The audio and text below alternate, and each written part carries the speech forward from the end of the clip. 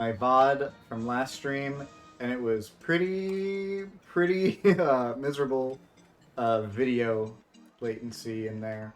But I figured I would just do a quick overview. I've since done more in a couple parks, and I just thought I owed it to the creator Radrian 1994 of this scenario pack I wanted to go through and just like show some updated park files.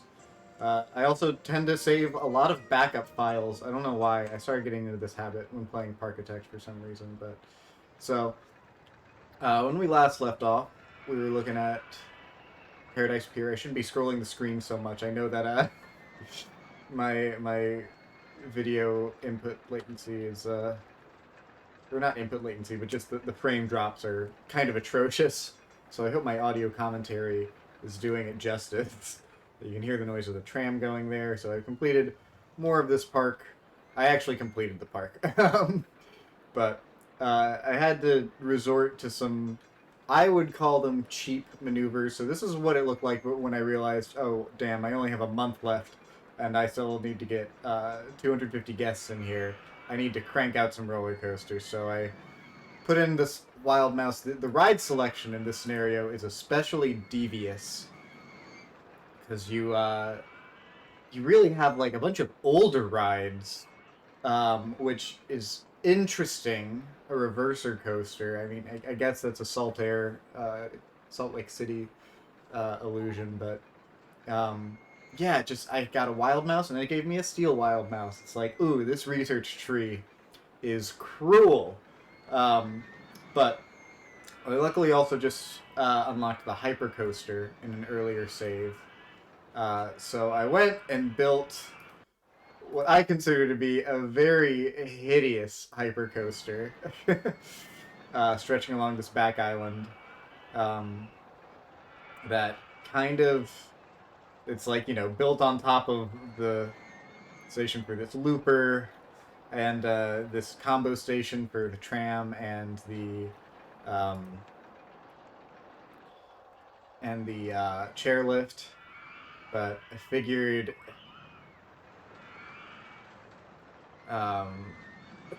there was nowhere else to put a big ride to attract a lot of guests.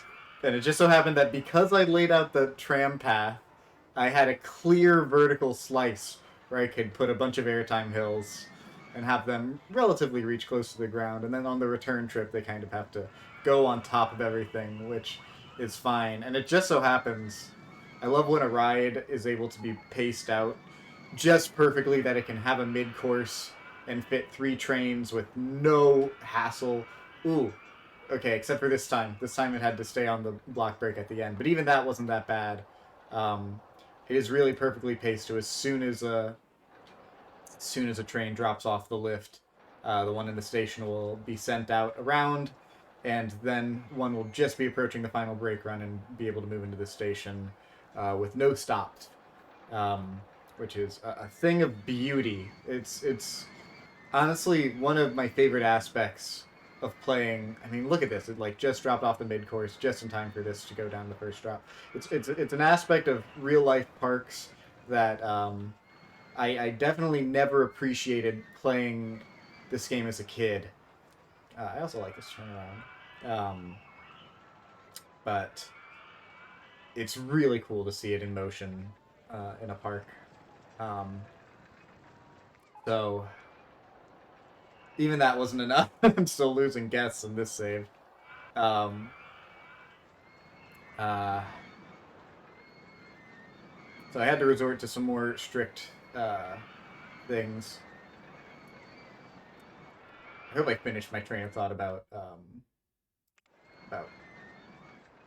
mid-course breaks and stuff. It's such a finicky thing to get right in Open Roller Coaster Tycoon 2. It's also not helped by the fact, I forget what this save was for. It's also not helped by the fact that, oh yeah, I had to build this. That's the other thing. To save time, I had to build this, save it as a blueprint, and open it in another map, in an earlier save. So that's why I keep save backups.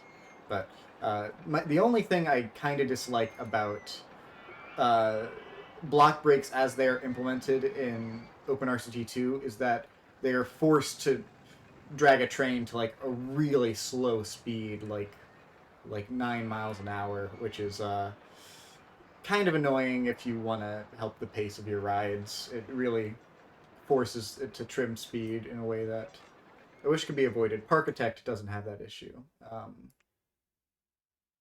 guess I added a swinging ship and felt the need to save a backup save. Okay. Here I have added. Oh, here's where I bypassed the time limit, went to year 4, built this super ugly boomerang knockoff here, and just a clone wild mouse because I didn't even have time to properly build one, and put another swinging ship right next to the other swinging ship. And it's like, well, I guess this island and the whole scenario is done, but I need to do that, but a lot faster. So here I am in Pier 5 with the game paused and raining on October 30th, and you'll see the ultimate sin I had to succumb to in order to finish this scenario with the goal of 1,500 guests.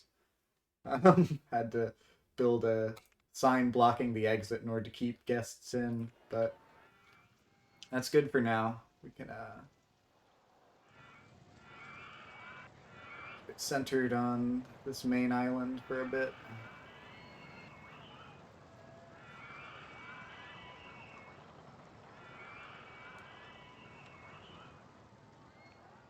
Oh, my guests dropped too rapidly. Oh, I was thinking I would make away like a bandit. Okay. Then yeah, let's keep cheating till the end. Oh no, I was not expecting so many guests to leave that quickly. Oh jeez, they really wanted out.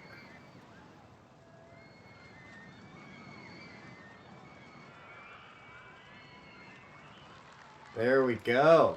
Okay. All the marketing campaigns in the world. Okay, you guys are free. So yeah, that was Pierre's Pier. This was like just the perfect amount of challenge for me, where I really needed to like think about what I was doing, but it wasn't so tight that I was forced to really concede on some points that realism wise, I actually would demolish this roller coaster. um, I wouldn't do it now because I actually kind of like how it turned out, but I just wouldn't build it in the first place if I could. I mean, I guess this is a nod to like Blackpool Pleasure Beach, with this being in the coaster selection. I think I even finished. Oh no, I didn't get through all the roller coaster selection, but the roller coaster selection in this pack is cruel. It takes forever to unlock just like the looping roller coaster. It's buried behind so many small scale roller coaster unlocks like the junior coaster. Spiral roller coasters, all right, but still just they take up too much space. Like you really are pressured until you get like the good shuttle models like the corkscrew and the looping roller coaster that you can actually do something with. Oh, and then like the mini suspended coaster and the steeplechase. Unlocking something like that is just a oof. It's dumb. This is a very challenging scenario, but I'm happy with how I built it out. It's not themed great. I also think the pier itself is kind of ugly structure wise. I like how it was implemented for purposes of you really can't like go under the pier or anything. You can't modify the terrain, so you really are stuck with what you get. But you also can't go out onto the water, which separates it from the big pier scenarios of original Roller Coaster Tycoon. Um, so it's unique. I like it, but aesthetically, I didn't really care. You also can't change the ground texture, so like because of that, I'm also less inclined to really get invested in like what the ground looks like when the ground is always going to be this kind of ugly beige gray for the entirety of your playthrough. So it's like the path texture won't really help, but you can like put some flowers down, but like the borders are still going to be bordered by this ugly dirt gray color.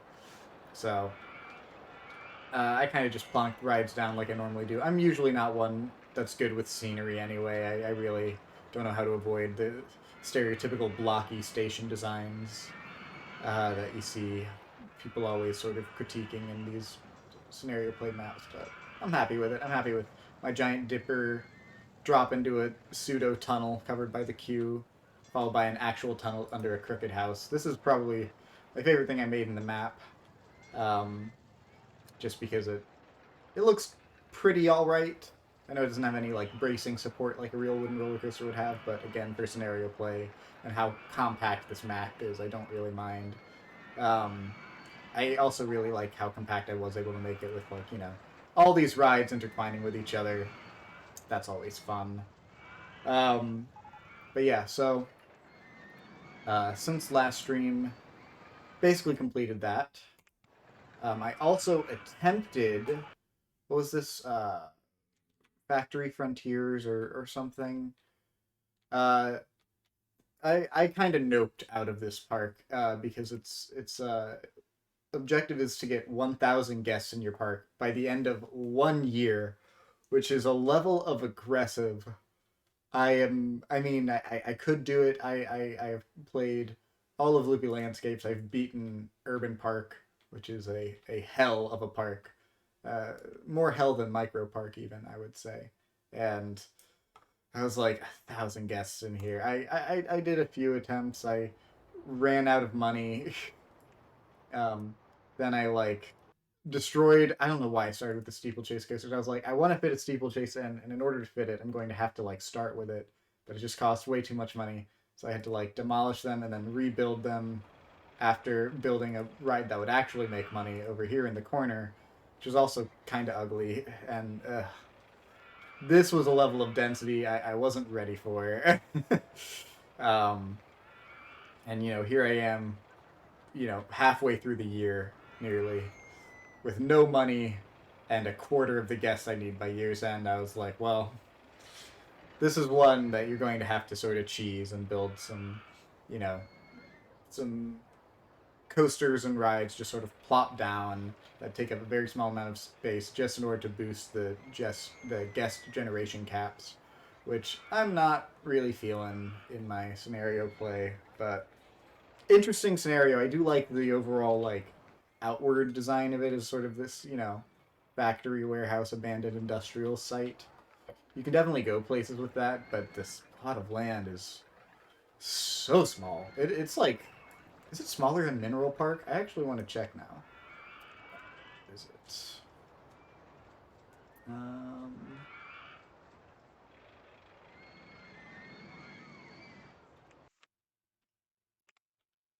feels about as big as Mineral Park, actually.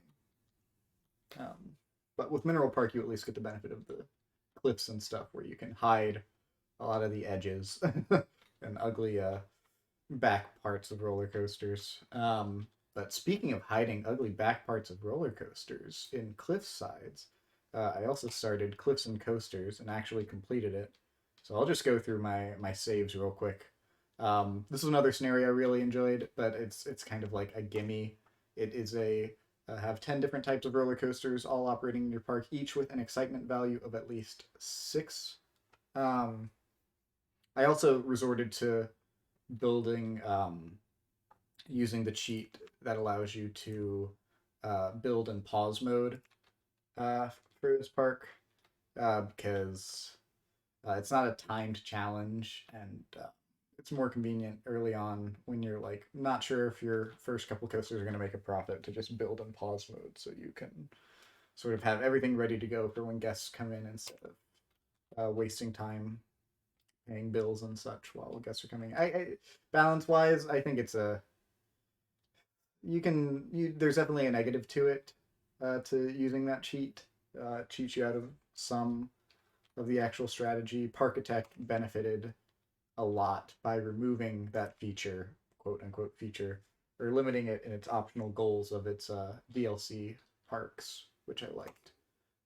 But it's also nice to have, especially early on like this when you're not sure if you're going to make a profit. So this is the initial roller coaster selection.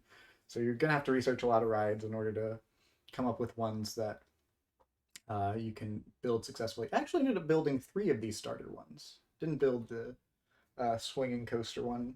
just because I had already recently built one at Hiragana Highlands, which I showed off last stream, which is also a scenario I really like. Maybe we'll actually finish that today. I don't know. Depends on if I have time. Depends on when my roommate stops by.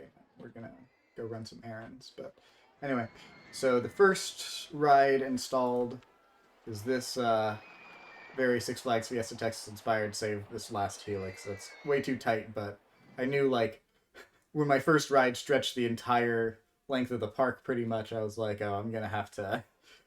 There are gonna be some rides on top of each other here, but yeah, that's part of the fun of RCT is just having rides everywhere. So they're gonna weave and interact, and it won't really look realistic, but it'll look cool. And this, I really like how the station turned out. I don't normally build my airtime hills with like these wider approach slopes. Uh, I don't think it really looks that good, and I know all the realism people insist on doing it, and it just looks so angular and ugly to me. It's part of the reason why I really fell in love with Parkitect. But yeah, short ride, only 2 trains, no mid course, but it's pretty reasonably paced. There at stats 7 excitement, 8 intensity, about right for a giant wooden coaster. Also just put in this stock Wild Mouse model because I knew I would need to. I knew I would need some space. Just put it in a corner. Forget about it. Okay, so let's move on to third installation. I almost never build these powered mine train coasters, but they are surprisingly easy to get above the 6 excitement threshold. So I plopped down some scenery around it, but it really wasn't necessary. It was already above 6 once I had like finished the station. So nice little ride at the other end of the park. Goes through the hillside just for a little indoor helix here. So I guess that counts as cliff interaction. But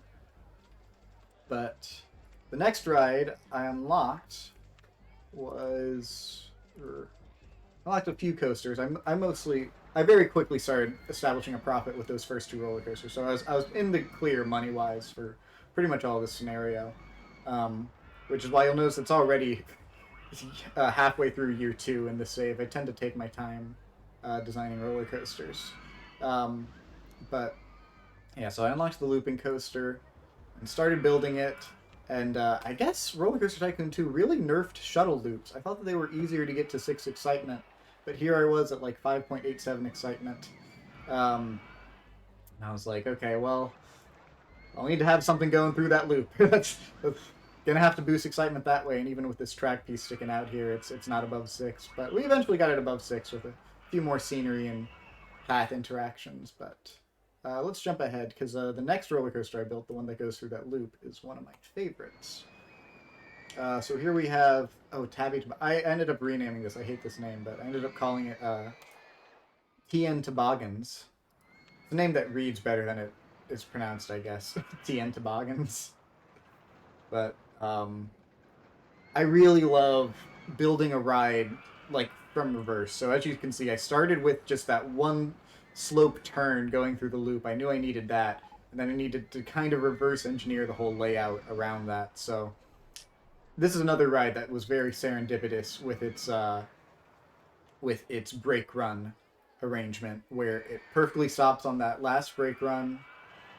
And just as this train goes over the first drop, there's a block break up here. I'm not actually sure if that activates, but how that activates, but it's paced just so that, okay, right as it leaves the block break behind the station, this one approaches the mid-course and flows right through it, no stop. Really like it. Really like this little spiral turnaround under the final brake run.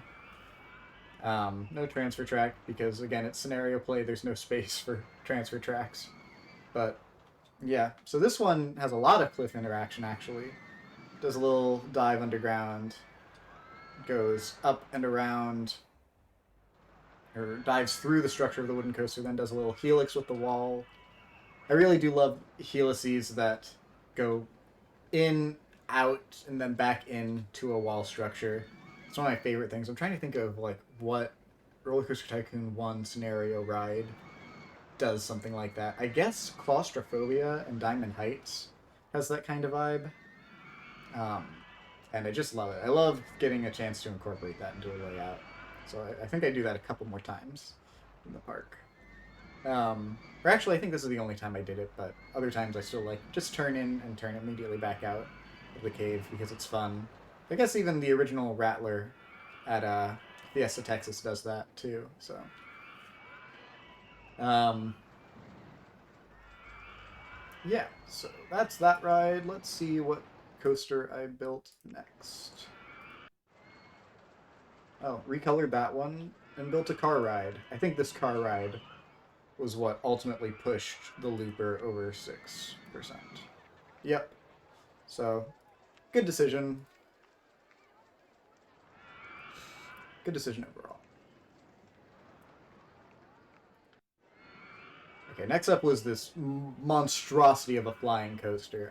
This was also my first time building a flying coaster in OpenRCT2, since they allowed the building of quarter track pieces and large half loops, which is just one of my most requested OpenRCT2 features in forever. I guess it was added with the advent of the new save format, but it's such a joy. It's such a joy to finally be able to build proper big half loops. I didn't even build a proper pretzel loop on this ride because I couldn't figure out a way to fit it into the layout. I kind of wanted to do it here, but then I had nowhere else to really go. I also didn't have enough height. Large half loops are really huge. It would be incredible if X7, the guy that's been building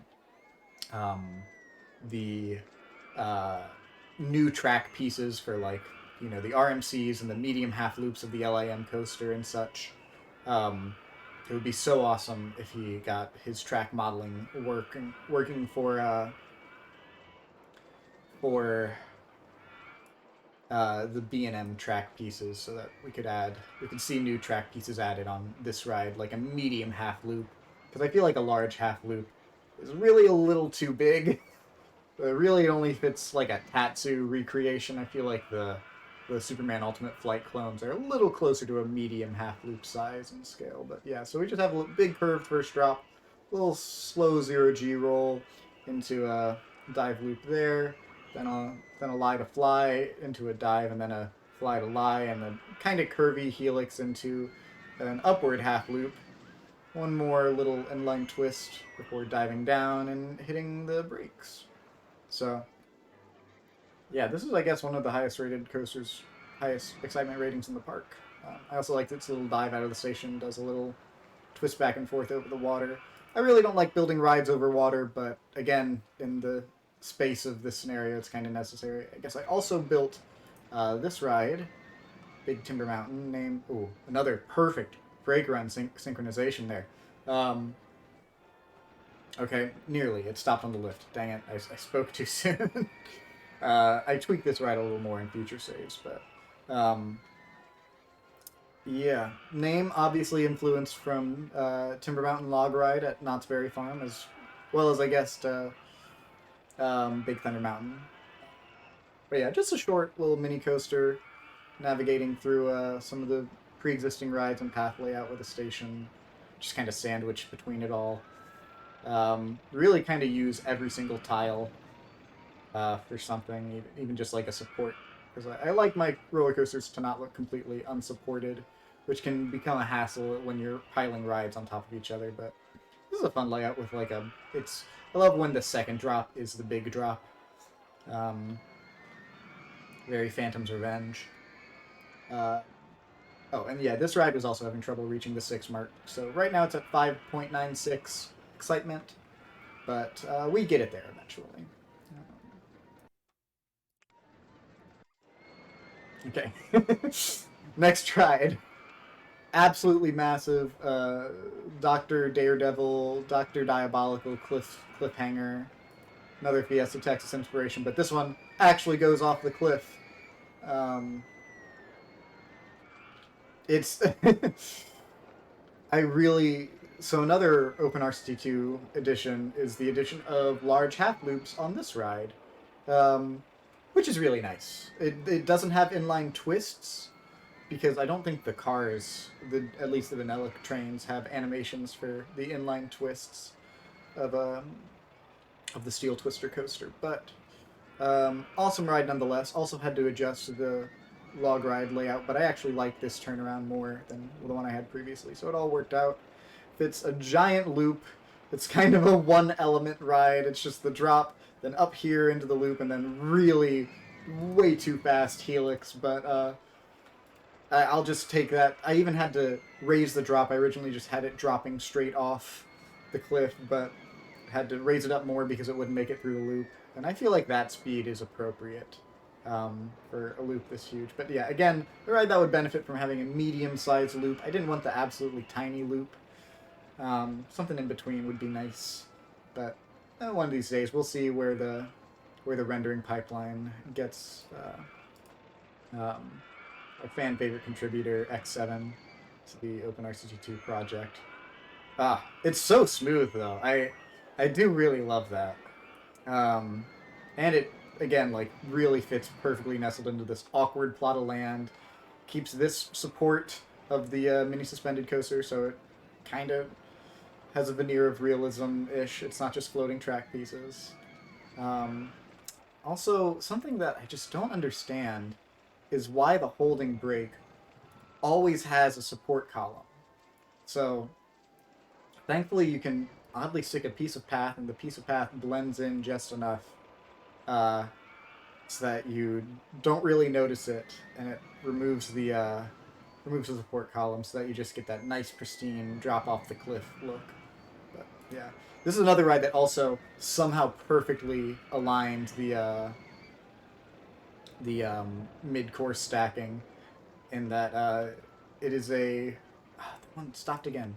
Damn you, Big Twin Mountain. Stopped for just like a quarter of a second. But because it has two lifts, and the journey between the two lifts is actually pretty slow, it perfectly times out with a ride this short that it can drop, do the big loop,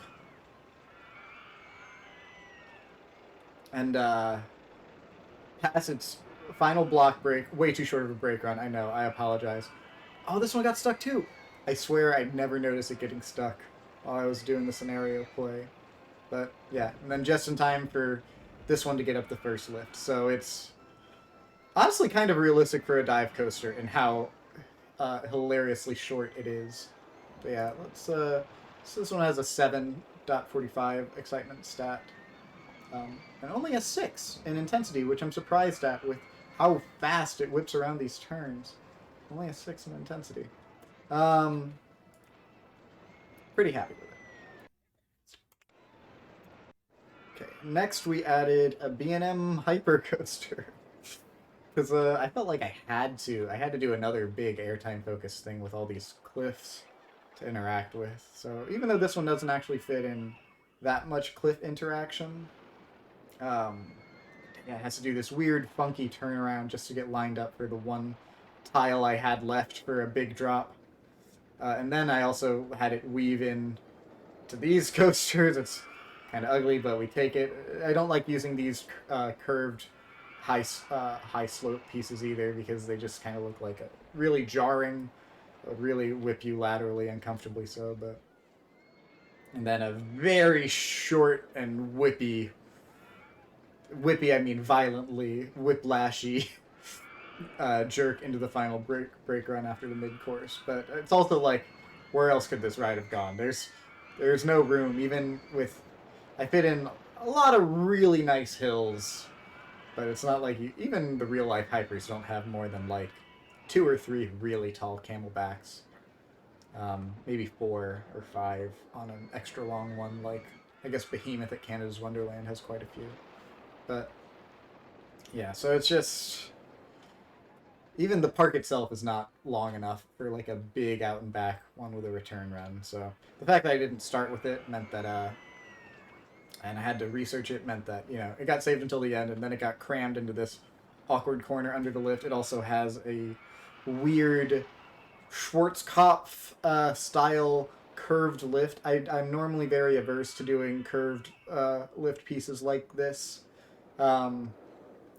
I especially won't do like a series of it or like a stair steppy looking lift with the lift chain and then to the steep and then unsteep pieces to get a lift to ascend higher faster. I do it sometimes in scenario play. You'll see that in like my micro parks, I guess.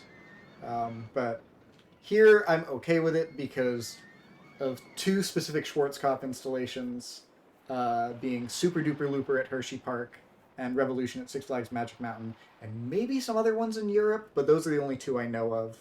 I don't believe, yeah, like Mindbender, both the one in Canada and the one in Georgia, or Shockwave. I don't think any other Schwarzkopfs in North America do this, but Super Duper Looper and Revolution have a chain in the station that propels the front and back of the train, so that the front of the train can then ascend up a little curved portion to get to the main lift. And I've always wondered what the impetus of that design was. I guess it allows the chains to run flat. They don't have to sort of run concave.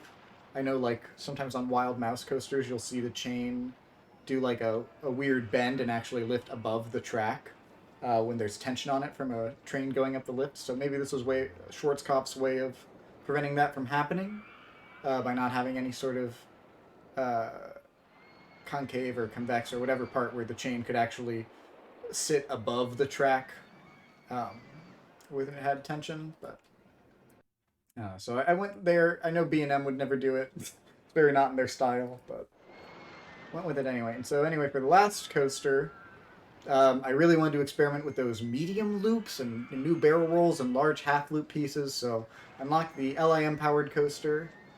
Went with it. Went with a Flight of Fear Joker's Jinx style Cobra roll and do a sidewinder and do a big turnaround thing, but varied it up from there with weird Immelman ish. I don't know. Half loop turnaround into the mid course, and I adjusted this ride a lot more. So let's just jump into, because this is the final coaster of the park. So here we are after scenario completion. Added some supports to the mid course runs and added a launch tunnel. And I call it Mindbender again. Very Six Flags influenced naming of the rides here with Daredevil Dive and Rattler. Maybe I should have called this Whizzer. Missed opportunity. Also named this giant B&M hypercoaster Nidhogg. Nidhogger, I don't know how you pronounce that, but just because I guess it both bores into the earth and then flies around like a giant dragon worm or whatever. My only exposure to Norse mythology is the weird indie fighting game Nidhogg, which I very much enjoy, and wish Nidhogg 2 didn't change its art style so drastically. That's a tangent, but anyway, this ride gets 7.30 and almost a 10 intensity rating. So, not the cleanest, but LIM coasters typically have really high intensity from my experience, just because it's really hard to gauge what speed they're going to be going through inversions at, though this inversion is probably taken a little too fast. And then it just slows to an absolute crawl in the mid-course, but thankfully doesn't stop. This is another one where, like, timing-wise, I was very fortunate. Also had this very awkward slow turn out of the mid-course because I couldn't really fit anything else. If I just took a shorter turn, it would run into the hypercoaster, but if it went straight, it runs into this vertical loop portion. But yeah, just perfectly timed so that it launches just as this one is hitting the final block break and can pass through it without stopping. So, and then just has enough time, that's the other tricky part, to not hit the mid-course until the train ahead has already parked at the station. So you know it's not going to awkwardly stop at the mid-course. So it's definitely a balancing act. You actually don't want to send trains out too quickly, otherwise they risk stacking. It's one of those confounding things about roller coaster ops that can be really counterintuitive, but I love balancing in these games. It's quite the joy. But yeah, so that's this part completed. As you can see, it took 7 years, and I have almost $400,000 afterwards. But yeah, I really like how this park turned out. I really like how my Paradise Pier Park turned out, though this one probably looks nicer. Um, I went a little higher effort on the stations, even though they're all kind of boxy and square. Real life stations are also kind of boxy and square. Uh, but yeah, I'm happy. I'm happy with my station designs. Even if I resorted to cheap ones, like the abstract set is very typical RCT thing that really looks cool, but no real life station looks like this aside from like Gemini at Cedar Point, and only in its roof structure, not the walls. That would be way too expensive for any park. Even Disney doesn't bother with that. Um, but pretty happy with this park. So let's load up Hiragana Highlands. And I'm just actually, yeah, I'm gonna try to complete this scenario. So, I'm just gonna create a new save. So I showed off this scenario last stream. I already have a big mess of coasters. And now I'm wondering what I should build. I'm thinking I kind of want to try building a B&M Batman style layout. I think that would be really cool. Question is, oof. I could fit this right on ground level if this one were just like a smidge lower. Fit it over here? Yes, actually. Won't be able to build much of a station. But the question is, how much do I care about the station?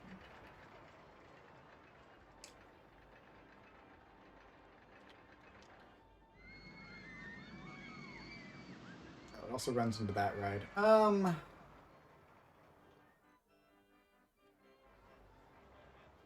Okay, so theoretical, if we had a brake run here, turn around.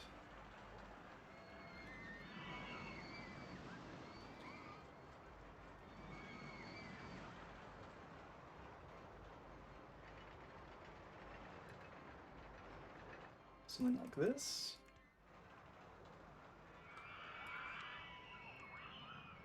That gets us 9 cars already. Jeez. Okay. Something I hate about OpenRCT2 right now is that you have to be building a coaster from scratch in order for it to let you test it with this blue flag. I don't know who I can petition to get that changed or fixed. I'm sure it's a really ugly issue. I'm sure. Oh god, I really actually don't have room. I might. I said I wouldn't. I would try to not buy. Oh gosh. I really don't want to have to build over this pond, and I also really don't want to have to buy more land, but the lesser of those two evils is buying more land. So let's do that.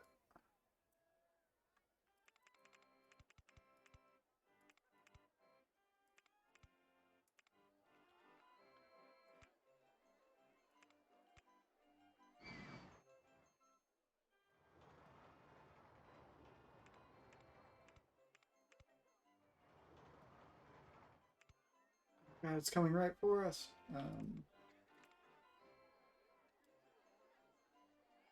This path can be rerouted. In fact, I'm just going to close off this path. Because it's already not really serving much of a purpose.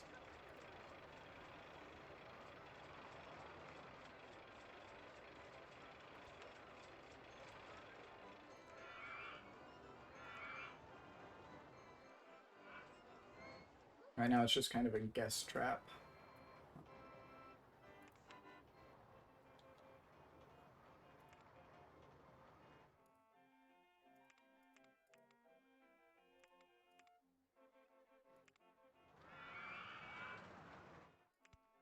But that was a kind of perfectly balanced first drop. Even if I wish that you could like have a banked steep slope transition piece, man, that would be incredible. I know that would require new train sprites, but damn it, I want it.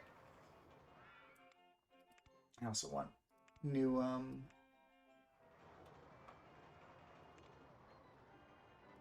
also 9 cars per train. I wonder why Chris Sawyer made that the default.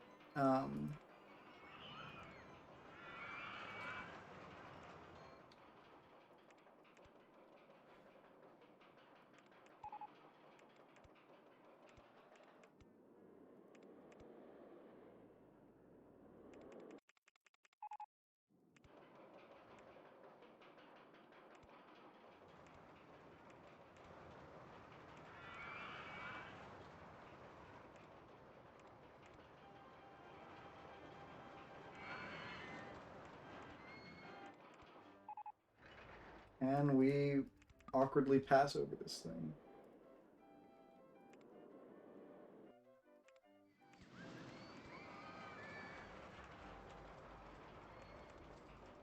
Inline twist. Do it. God, this is where it's also really hot.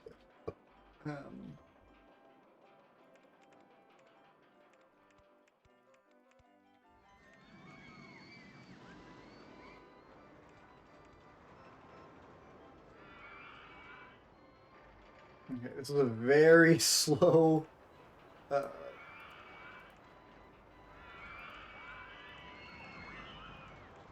I also always find myself doing a twist in the opposite direction just so you don't get the awkward kink in the track that you can get under other circumstances.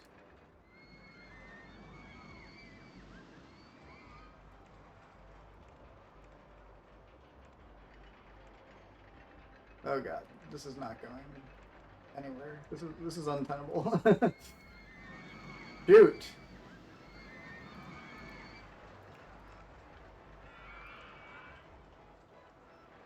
Okay. Awkward elevated turnaround it is.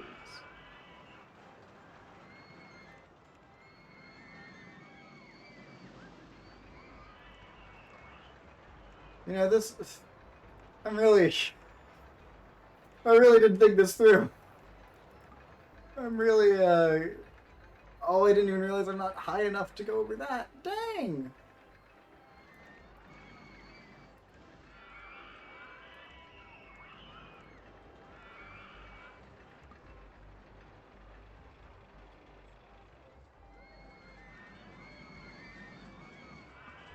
Okay, you know what? This damn...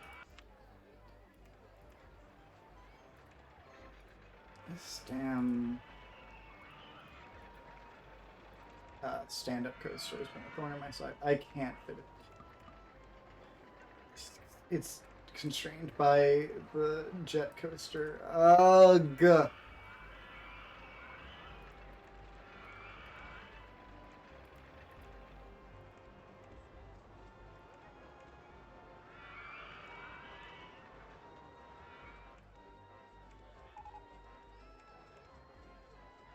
How much do I not care? How much do I not care? You know what? Open it. Whatever. See, this ride is already kind of a mess. I also want it to be shorter. I kind of want to, like... I like this healing. I like this one interaction. I like the first drop, loop, and then going underneath this corkscrew, and I kind of hate the meandering rest of it, which is kind of fair because that's also how Togo coasters look.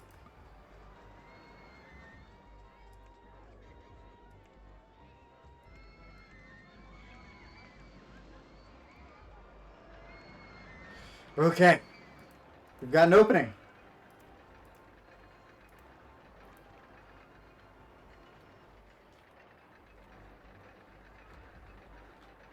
Now what are we, which part? I wish you would highlight which piece is the offending variable. Ugh. Okay, well at least we have more options to work with from this position.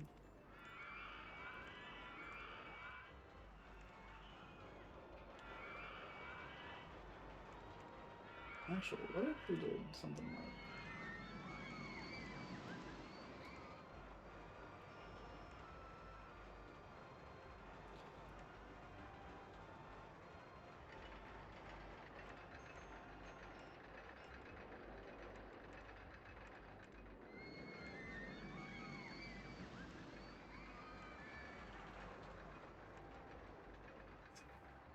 I hate seeing these in real life. Okay, Kawasami is still alright. It's still like a 9 intensity, but people will ride it, so I don't care. Awkward, unbanked turn, be damned. Um,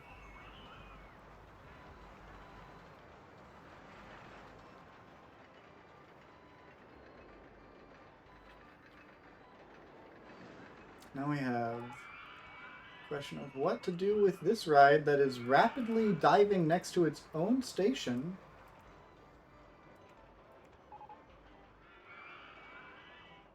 Ugh.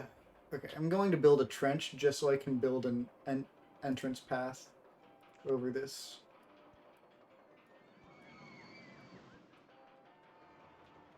Also, I don't know why these trees don't become invisible when you remove scenery from view. It's really bizarre.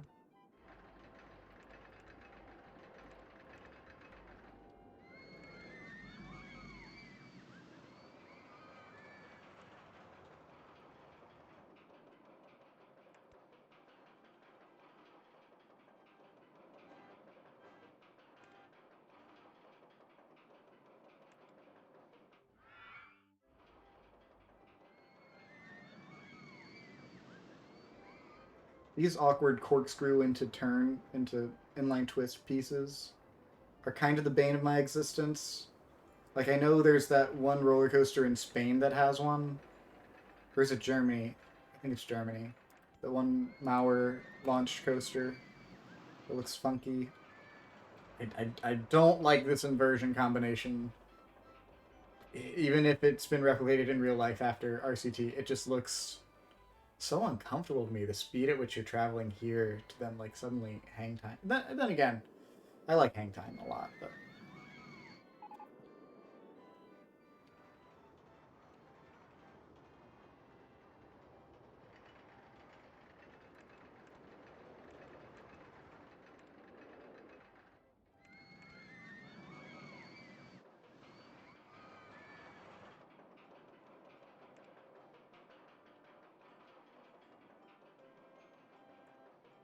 ooh.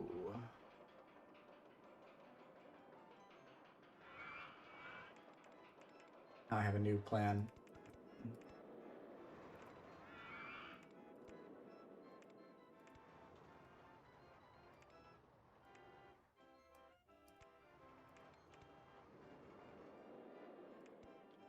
I just have to figure out how to line what I want to do up.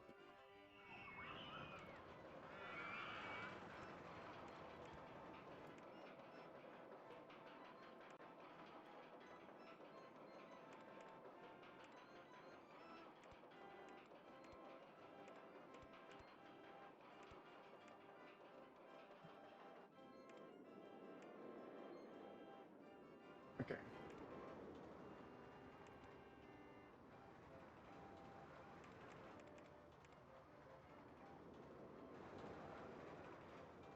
Now the ride's gonna. This part's gonna break. Okay. Oh, it didn't. It will break once I reconnect these pieces, but I think it would be extraordinarily cool to have a double corkscrew incorporated into the layout, especially now that I've removed the double corkscrew from the stand-up coaster. I know only what is it, Nemesis Inferno does this, but now the question is, how much can I fit and get away with? Oh, okay, that's actually decent.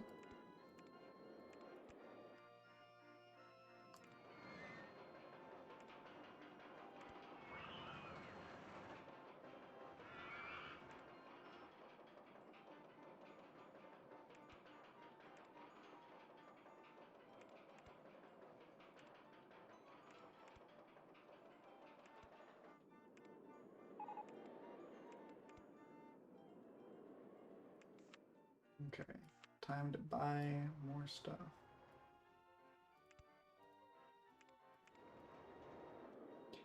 Don't know if this spacing will work out perfectly. I might need to reevaluate some pieces of this. Oh yeah, this is way too tight.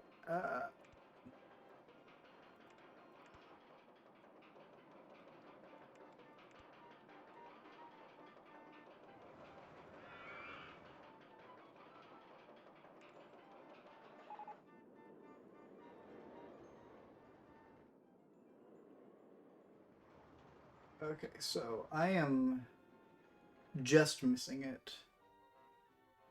So... Okay, so...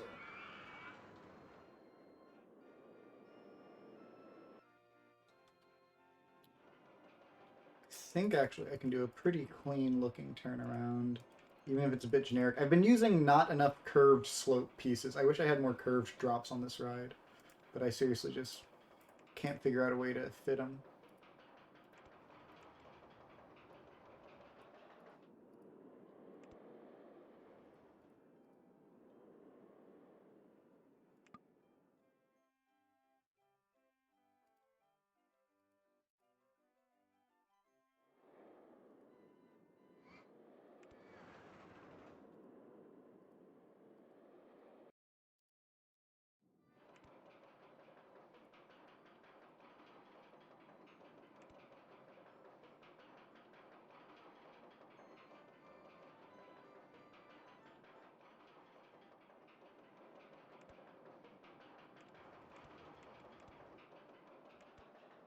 Oh, did this just perfectly line up?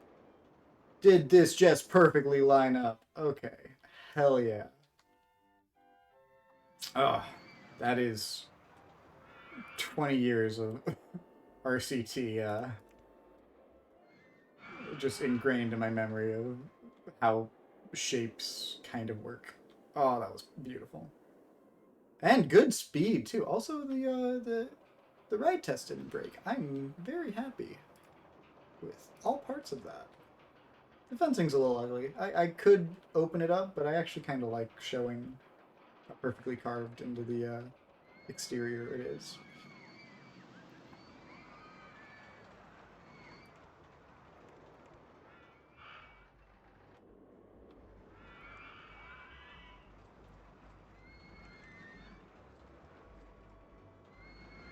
Ooh, problem though. My beautiful station exit is not going to be useful here.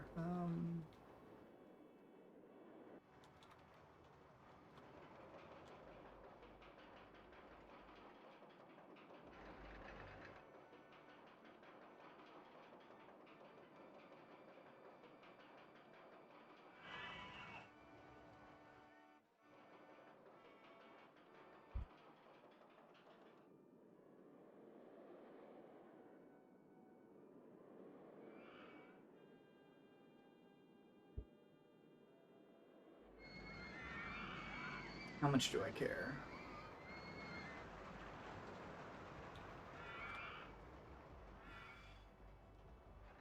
Not much, actually. Not much. I'm just going to have entrance exit on the same side of the station. That's easy enough.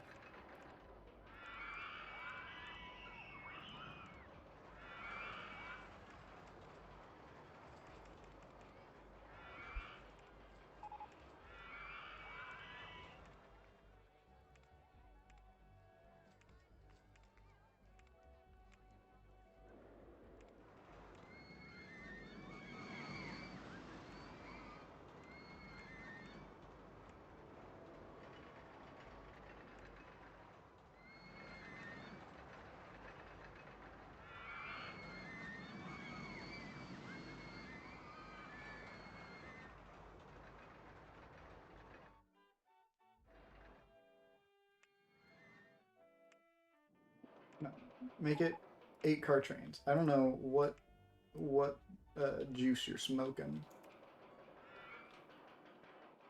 Thinking that you can put 9 cars on my invert. What are you, Alpengeist? But actually with the 0 car having seats on it, like that one disaster picture that's always circulated, showing a car flying off the tracks in the Cobra roll.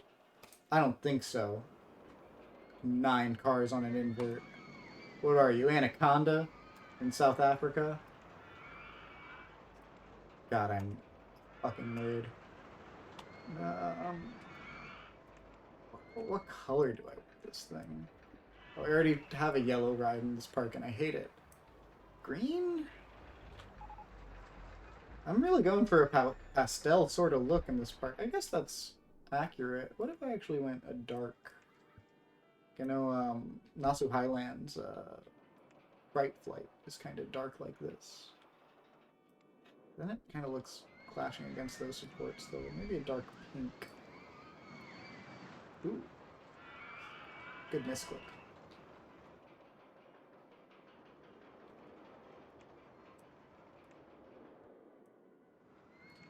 Something really garish. Something about that just seems Japanese.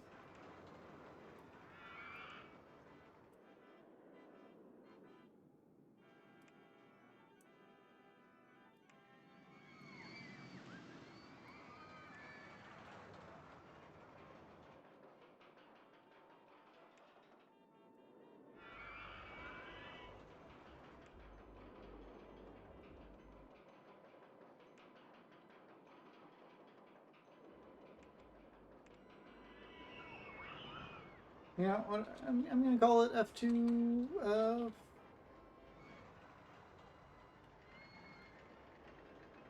Bright Flight. I believe that's what the SLC at Nasu Highland is called. What path stylings are using in this park?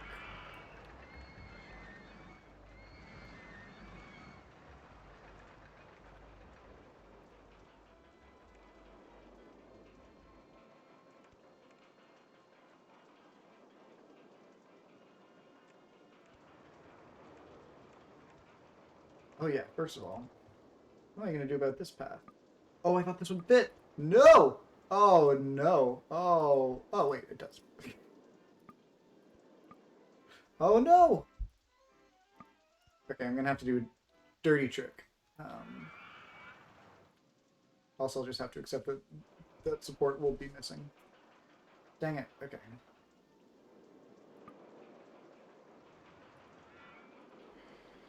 Dirty trick time. I mean, I already did a dirty trick on this ride, so it's not like it's that bad. But the classic digging a hole into the ground in order to get the paths to fit. I think that's the play here.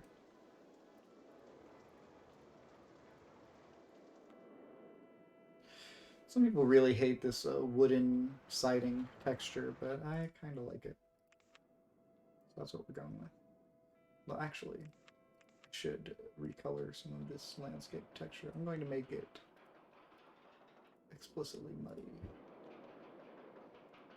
to match the rest of the path.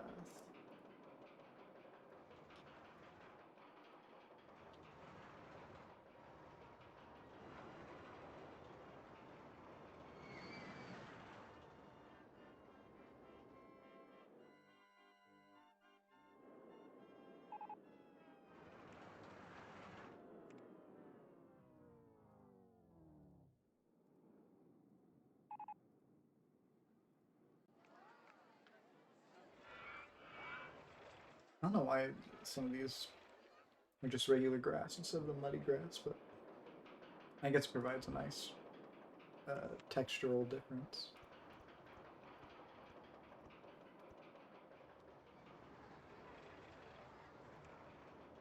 This is this type of support.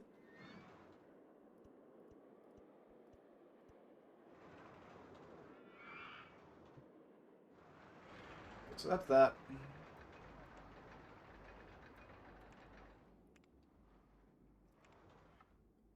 For this ride, I actually have a lot of space in here. I can probably fit another good flat in here while I'm at it. Ooh!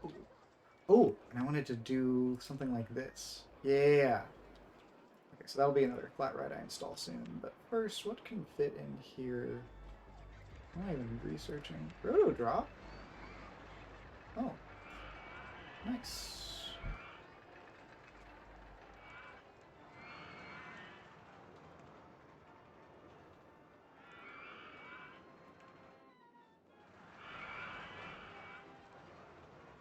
I don't really have a lot of flats left. But yeah, I've already got bumper cars. I guess I can plop down a circus tent. Do I have a swing inverter? No, I have so swing ship, swing inverter, and this. But these are all like really small, and you can kind of fit in awkward places. Yeah, I already plopped down what's it? 3D cinema over here. Already have. Wait, do I have an Enterprise? Oh yeah, I have an Enterprise all the way over here. And Rotodrop, that's the last thrill ride. Dang, it's a small selection.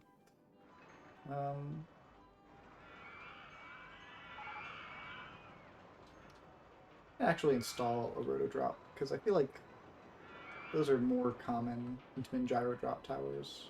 Actually, no. S&S towers are way more common, but I'm trying to picture how many of them I know of in Japan. And none string to mind, but also that's like normal, because I haven't been to Japan, so I guess I'll go... I guess I'll go circus tent. Jeez, that's really the last flat.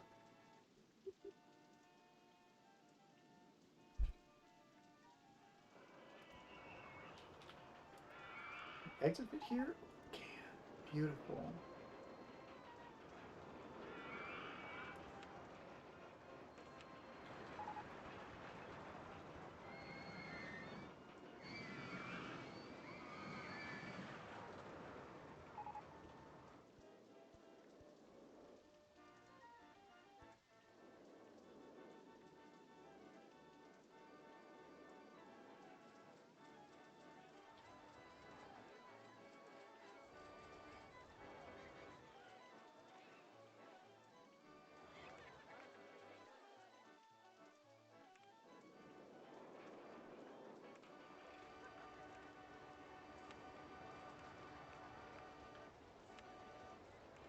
People throwing up after getting their seafood.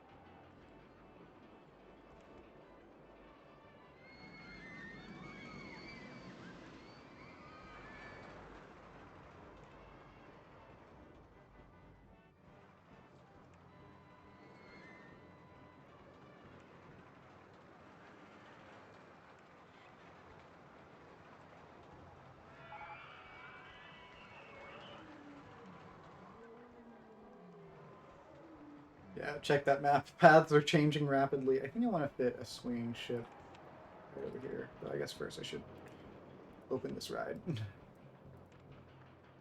um, charge $10. I haven't checked excitement. Excitement's good. Why is it that intense? It goes so slow during all these inversions. It's still that intense. Jeez.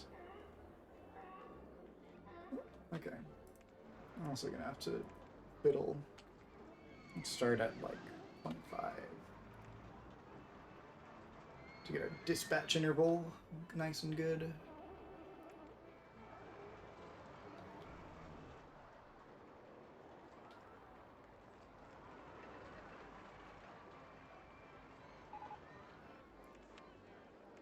Okay, do I want a roto drop going through here or a launch or a drop tower? I think a roto drop. I might try to build a combo drop tower within thing. Okay, so actually first I'm going to build a swinging ship. Might have to be at water level.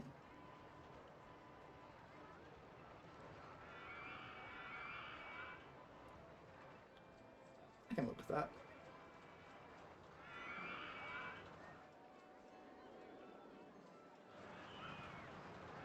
But yeah, I'm gonna have to reroute this path a bit. Oh, it removes those. Why? Why? Why? Roller coaster I can do. Why? Okay. It's okay. We're just going to quickly demo and rebuild like it's nothing.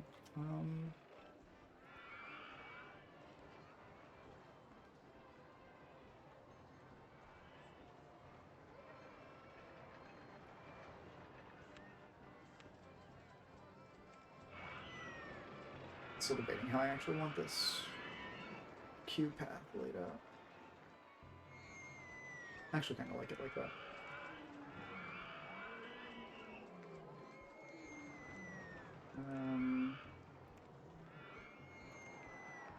So black, that can be something to match the water texture. That can be black. And you can be like kind of brown and red? Ew. Orange? It needs to be like bright. Ugh. Why do I hate all of these? Pink with a darker brown? We'll go with it.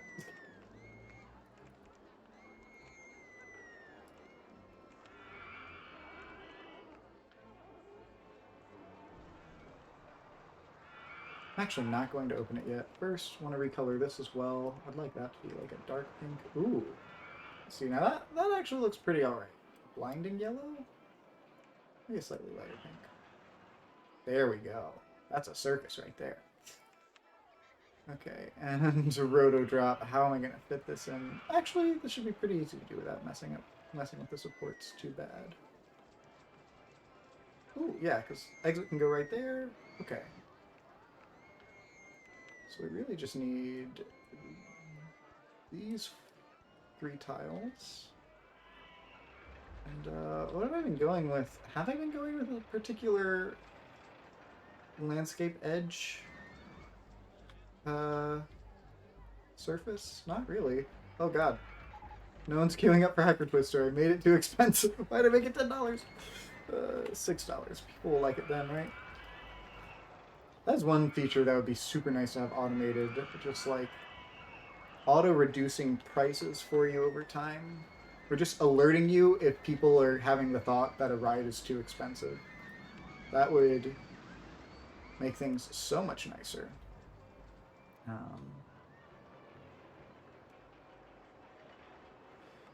Even though, actually, I do kind of need to be charging a lot for these rides because it's a ride ticket scenario. I don't know how high is too high for these. I guess, let's see, 150? How much is this? 110. Maybe that's too tiny. 140 feet.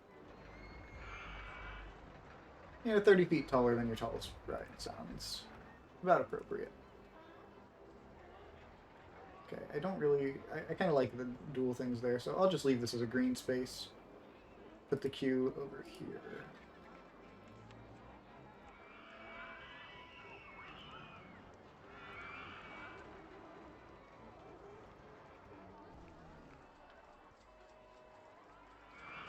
And that's a roto drop right there.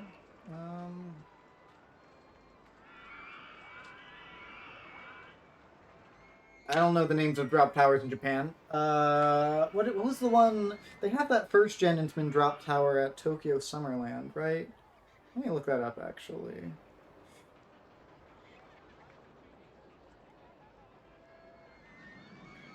And drop tower.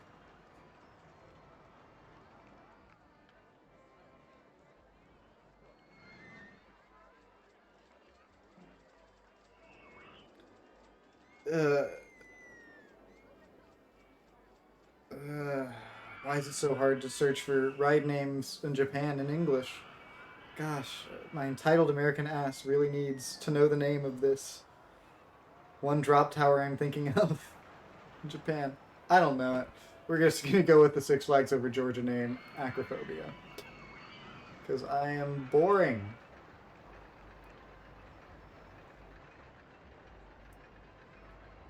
Ew. Not distinct enough. Salmon pink?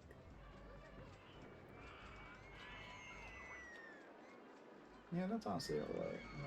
Actually, what if that was that? You were black? No, not that. That was black. I could live with that. Maybe if this was a less egregious shade of blue.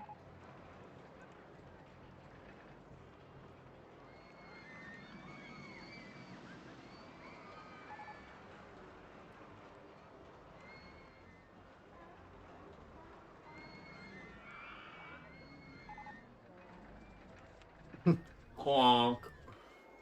Sound like a... I love that the ride music slows down even if it's an elephant. Also, how does a circus break down? What is a mechanic gonna do for that? Okay, so these rides you can normally charge like $4 or $5 for, right? Actually, why not start aggressive? I need to hire more mechanics, it seems like.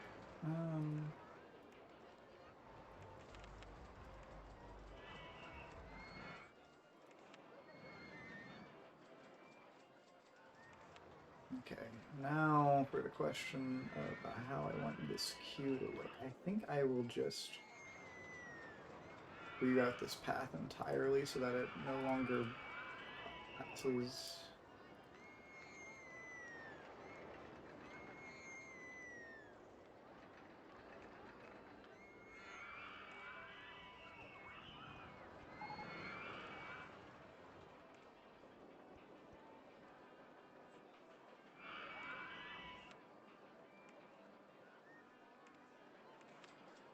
I wish there was a hotkey for this dropper. I'm so used to Parkitect where you can just kind of pick up and place things. I hit the P key, which in this game pauses, but hitting the P key in Parkitect gives you that dropper tool so you can select a piece of scenery. It is très convenient.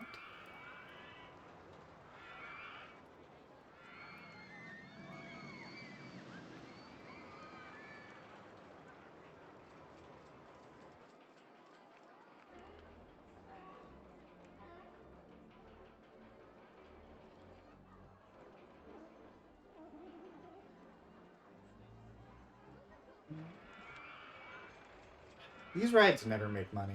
I kind of don't even want to bother building one, even though this is a... Oh, heck yeah. That was all I needed.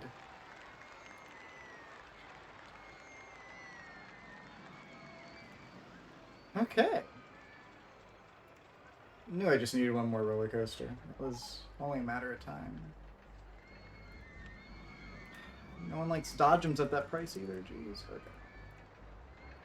Stop making micro adjustments.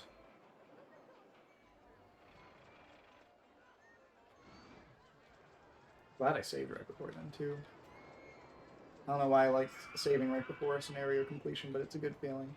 I will make a new save just because, and I'll do some touch-ups while I have the chance. I might actually abruptly end the stream at some point, and probably won't stream for a while. This will probably be the finale, just because I know my upload bitrate is non-existent, atrocious. But it would be nice to try to give this ride a nice looking station.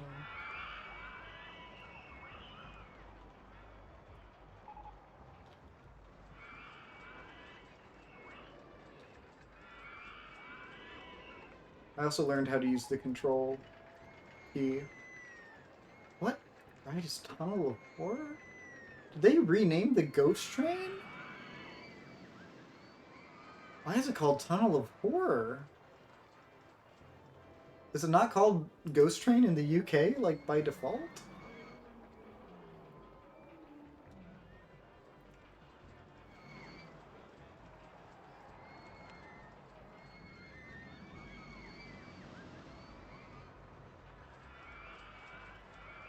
That's actually too dark.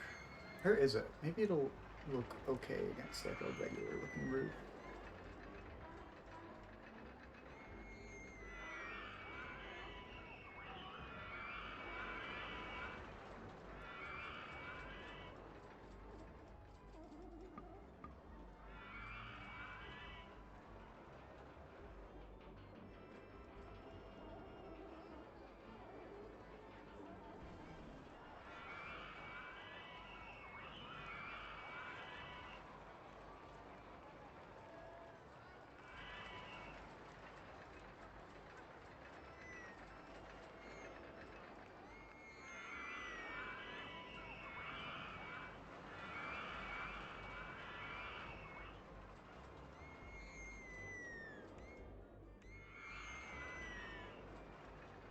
Really going for a macabre sort of look here.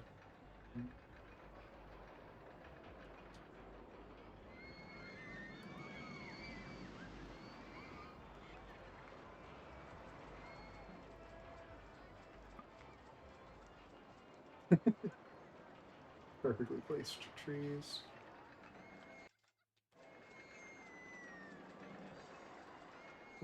want the bricks to be misangled.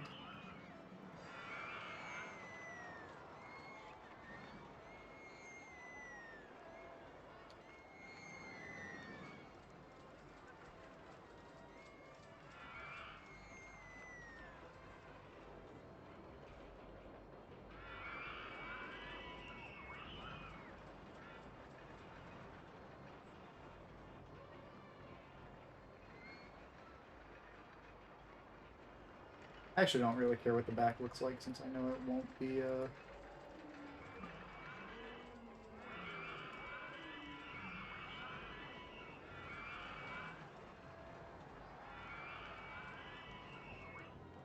why does the yeah,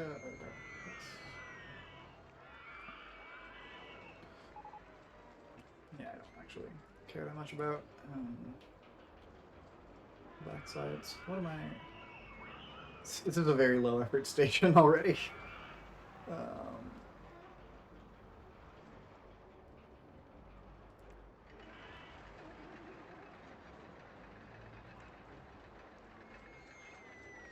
Are all fences a half tile tall? Like 2/4 tiles?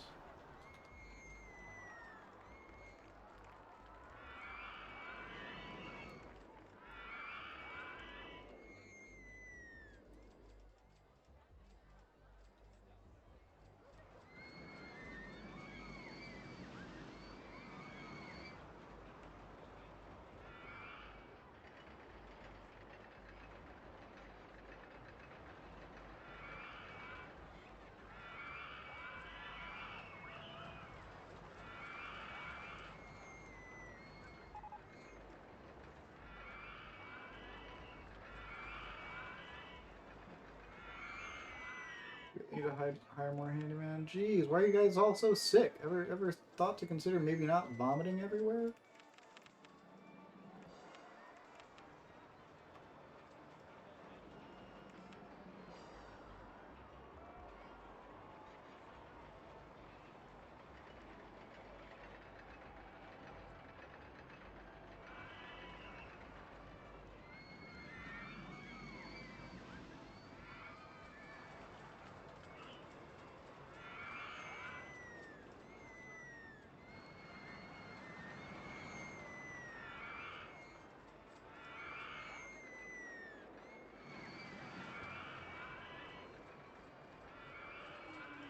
Can I not do that because it's on a slope? Why?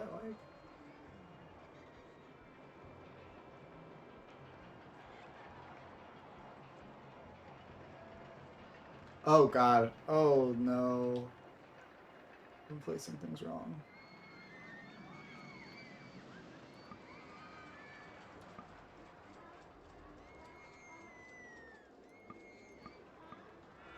The ride is invisible. I don't care.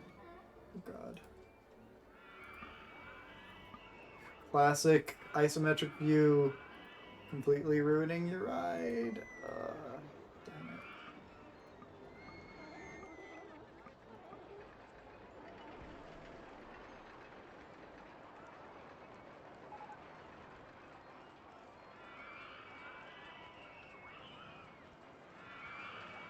I don't know how I made that mistake.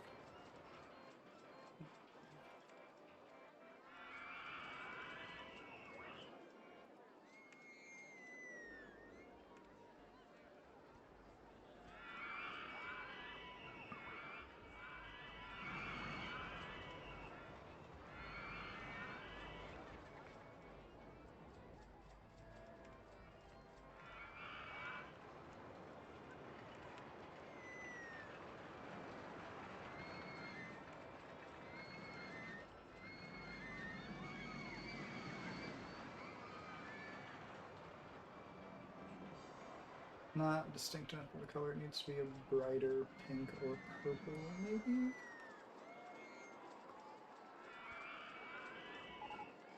Yeah, why not?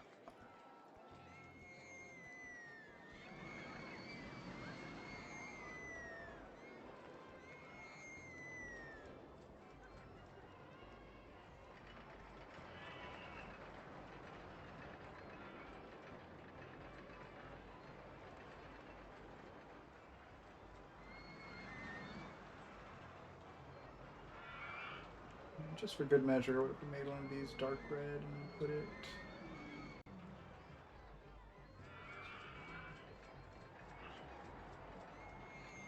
just to hide the entrance through the texture of the glass.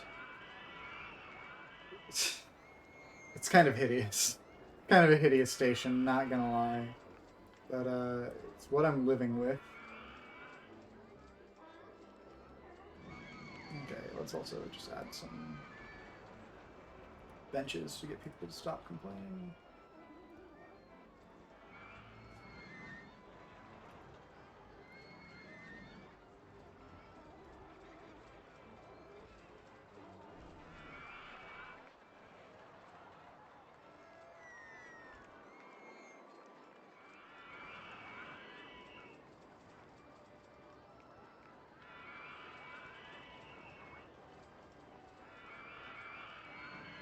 God, you guys are really puking everywhere, aren't you? Okay, I will get you guys a bathroom stall down here.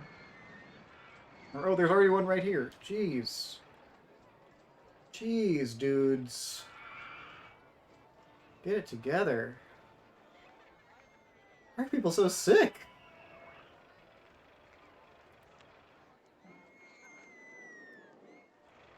Oh, these are called toilets, that's right.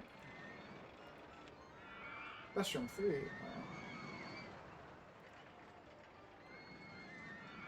That's strange. Whatever. I am overall pretty happy with this park. Aside from the fact that there's vomit all along this path, and I guess it's because of people are coming off of... people are coming off of this ride. Maybe I should add some benches closer by.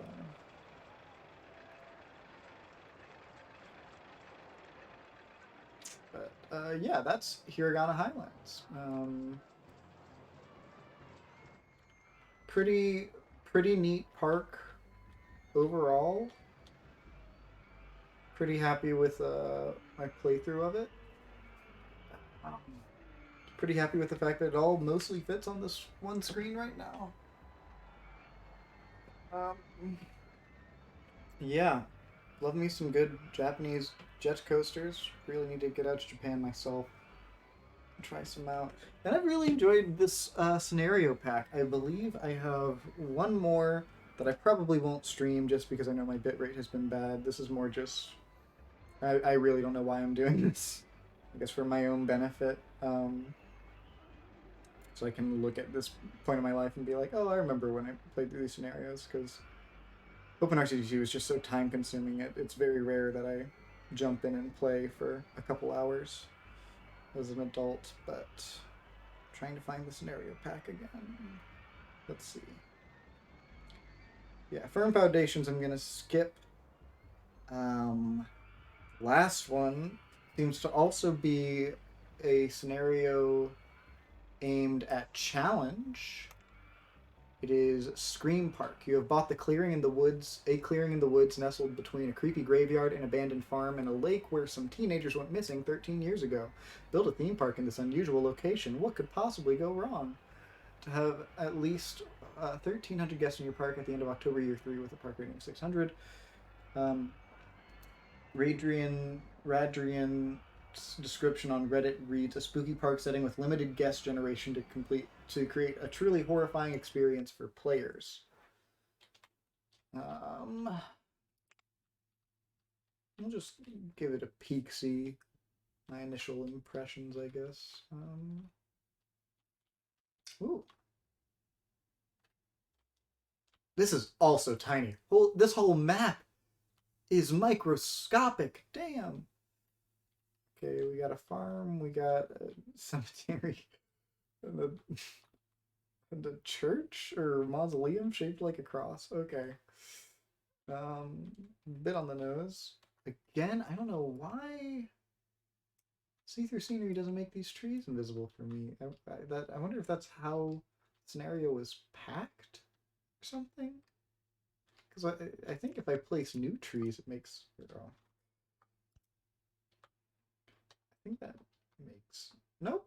That doesn't make sense to me. Maybe that's just an OpenRCT2 bug.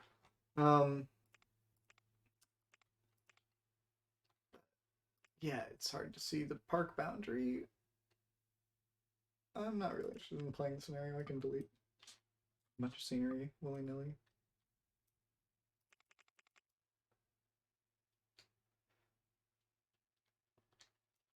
Okay. Oh, shoot. You know, in for a penny, in for a pound. Delete all the entrance as well. Okay, so we can at least buy the surrounding land out to the park edge. It looks like hard to tell under the trees. Actually, maybe not under the trees. Oh, and we got a goopy goblin swamp back here. Okay. And at $20 a piece, they're not horribly expensive. Let's see, what do we start with? Oh, none of these rides are workable. I guess like the mini roller coaster is, and the Virginia Reel is at least tiny. But these two are garbage. These are not starter rides. I mean, I guess they are starter rides, but like, oh, there's no high intensity. Right. A swing pirate ship in 3D cinema are at least better than like a scrambler or a twist. That's the UK version calls it. I will commend the ride selection list for being full of intent. You can see the intent in these ride selection picks. Let's go ahead and open it up in scenario editor. I'm also not missing a scenario, right? Fishing River. When did I download this park? I don't even remember. This is also a huge river. This does not look relaxing. This looks like a lot of water flow volume.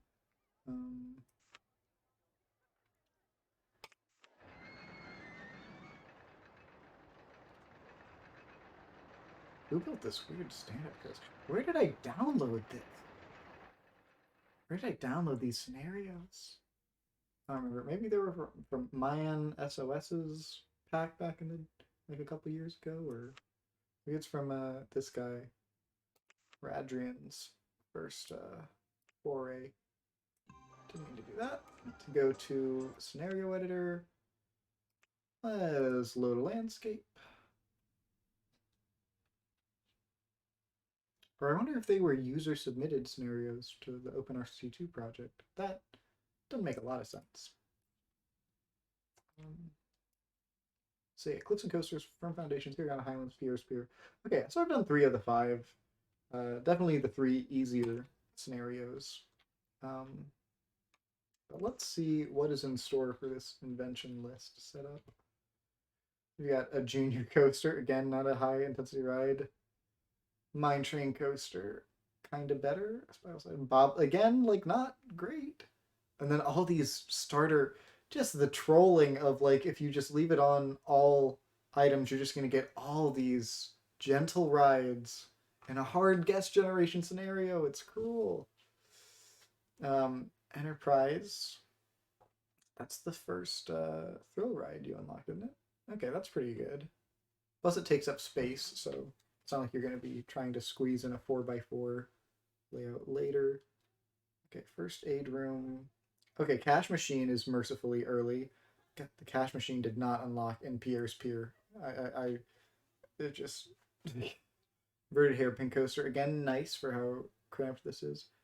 A wooden coaster at this point in the unlock tree, you're already gonna have like 3 coasters. You're not gonna be able to fit a wooden roller coaster anywhere. It's like too late. Oh, not a flying coaster. Where are you gonna fit a flying coaster? This map is microscopic. Corkscrew coaster. Compact and shell coaster for a boomerang. That's nice. Vertical drop coaster can also be pretty short. And then a wooden coaster. Dang, there's just... This really does look like a challenging scenario. Not for me at the moment. I don't want to go through that, but definitely cool for people that like the challenge in their RCT2 scenarios. So I think that will be it for this stream. Greatly enjoyed the packs. Highly recommend checking out Radrian's scenario pack. Really have no notes. They were all pretty good. You kind of know what you're getting into with each of them, and they're fun plays. So yeah, that'll be it. Thanks for watching, any intrepid viewer. I will be signing off. So catch you later, maybe in another year when I decide to stream again.